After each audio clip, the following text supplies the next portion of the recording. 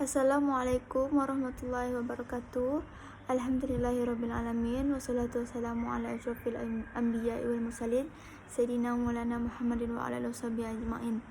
Rabbi shrah li sadri wa yassir li amri wahlul 'uqdatam min lisani yafqahu qawli.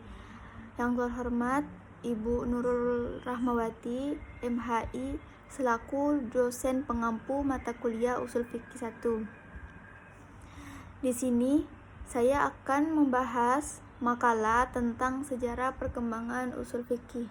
Yang pertama, sejarah perkembangan ushul fikih pada masa Nabi Muhammad SAW. Pada masa Nabi Muhammad, seluruh permasalahan fikih atau hukum Islam dikembalikan kepada Rasul. Pada masa ini dapat dikatakan bahwa sumber fikih adalah wahyu Allah Subhanahu wa Ta'ala. Namun juga terdapat usaha dari beberapa sahabat yang menggunakan pendapatnya dalam menentukan keputusan hukum. Selanjutnya, sejarah perkembangan ushul fikih pada masa sahabat. Semenjak masa sahabat telah timbul persoalan-persoalan baru yang menuntut ketetapan hukumnya.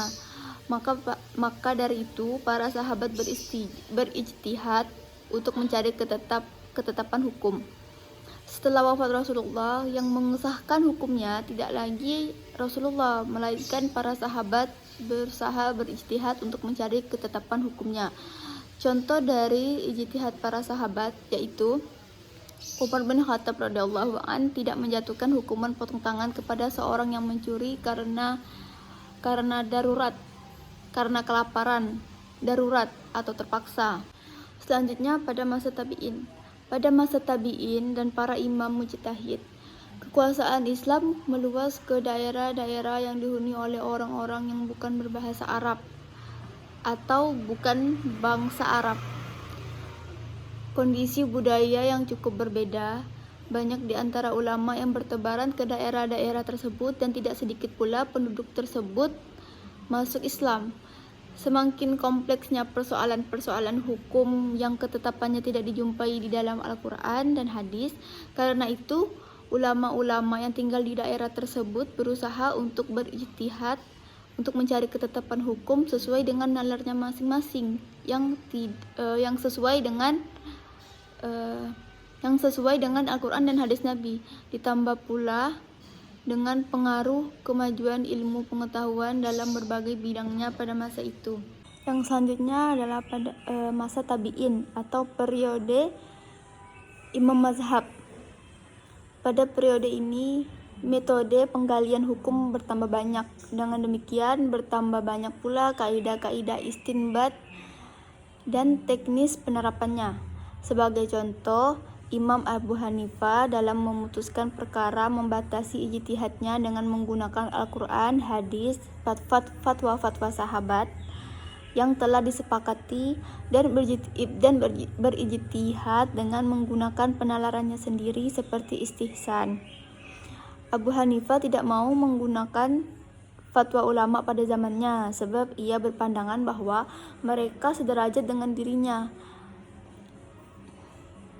Pada periode inilah ilmu ushul fikih dibukukan. Ulama pertama yang merintis pembukuan ushul fikih adalah Imam Syafi'i, ilmuwan berkebangsaan Quraisy. Ia memulai penyusunan metode-metode penggalian hukum Islam, sumber-sumbernya serta petunjuk-petunjuk ushul fikih. Selanjutnya kita akan membahas tentang pembukuan ushul fikih. Faktor-faktor yang menyebabkan munculnya penulisan ilmu ushul fikih diantaranya mulai melemahnya kemampuan bahasa Arab di sebagian umat Islam akibat interaksi dengan bangsa lain, terutama Persia. Perkembangan wilayah Islam yang semakin luas sehingga tidak jarang menyebabkan timbulnya berbagai persoalan yang belum diketahui kedudukan hukumnya. Yang ketiga, munculnya banyak persoalan yang belum pernah terjadi sebelumnya dan memerlukan kejelasan hukum sehingga kebutuhan akan ijtihad kian mendesak. Selanjutnya yang B, tahap-tahap perkembangan ushul fikih. Tahap yang pertama adalah tahap awal yaitu pada abad ketiga Hijriah. Pada abad ketiga di bawah Abbasiyah, wilayah Islam semakin meluas ke bagian timur. Pada masa ini terjadi suatu kebangkitan ilmiah di kalangan Islam, dimulai sejak masa pemerintahan Harun ar-Rasyid. Pemikiran pada masa ini ditandai dengan timbulnya semangat penerjemah di kalangan ilmuwan muslim.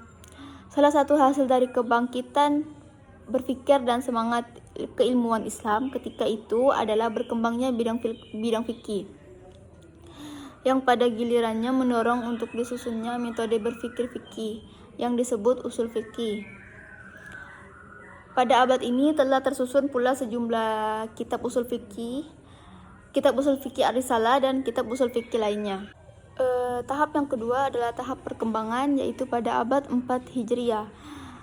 Pada tahap ini ada beberapa ciri khas dalam perkembangan ilmu usul fikih, yaitu munculnya kitab usul fikih yang membahas usul fikih secara utuh, dan tidak sebagian-sebagian seperti yang terjadi pada masa sebelumnya. Selain itu, materi berpikir dan materi penulisan dalam kitab-kitab itu berbeda dengan kitab-kitab yang sebelumnya dan menunjukkan bentuk yang lebih sempurna. Pada abad ini pula mulai tampak adanya pengaruh pemikiran yang bercorak filsafat, khususnya metode berpikir menurut ilmu mantik dan ilmu usul fikih. Tahap yang ketiga adalah tahap penyempurnaan, yaitu pada abad ke-6 Hijriah. Pada masa ini terjadi kelemahan politik di Baghdad yang ditandai dengan lahirnya beberapa daulah kecil, membawa arti bagi perkembangan peradaban dunia Islam. Salah satu dampak dari perkembangan itu ialah kemajuan di bidang usul fikih, yang menyebabkan sebagian ulama memberikan perhatian khusus untuk mendalaminya. Al-Baqilani, Al-Qadi Abd al-Jabbar, Abdul Wahab Al-Baghdadi, dan lain-lain. Mereka itu adalah pelopor keilmuan Islam di zaman itu. Para pengkaji keislaman di kemudian hari mengikuti metode dan jejak mereka untuk mewujudkan aktivitas ilmiah dalam bidang ilmu usul fikih yang tidak ada bandingannya dalam penulisan dan pengkajian Islam. Dalam sejarah perkembangan ilmu usul fikih pada abad 5 dan ke-6 Hijriah ini merupakan periode penulisan kitab usul fikih yang paling terpesat, yang diantaranya terdapat kitab-kitab yang menjadi kitab standar dalam pengkajian ilmu usul fikih selanjutnya adalah aliran-aliran dalam usul fikih. Aliran yang pertama adalah aliran Syafi'iyah atau aliran mutakallimin. Aliran Syafi'iyah atau sering dikenal adalah dengan aliran mutakallimin atau ahli kalam. Aliran ini disebut Syafi'iyah karena Imam Syafi'i adalah tokoh pertama yang menyusun usul fikih dengan menggunakan sistem ini. Dan aliran ini disebut aliran mutakallimin karena dalam metode pembahasannya didasarkan pada nazari, falsafah, dan mantik, serta tidak terikat pada mazhab tertentu, dan mereka yang banyak memakai metode ini berasal dari ulama mutakallimin atau ahli kalam. Aliran yang kedua adalah aliran Hanafiyah atau fuqaha. Aliran ini banyak dianut oleh ulama mazhab Hanafi. Dalam menyusun usul fikih, aliran ini banyak mempertimbangkan masalah-masalah furu' yang terdapat dalam mazhab mereka. Lebih tepatnya, mereka menyusun usul fikih sengaja untuk memperkuat mazhab mereka. Oleh sebab itu, sebelum menyusun setiap teori dalam usul fikih, mereka terlebih dahulu melakukan analisis mendalam terhadap hukum furu' yang ada dalam mazhab mereka.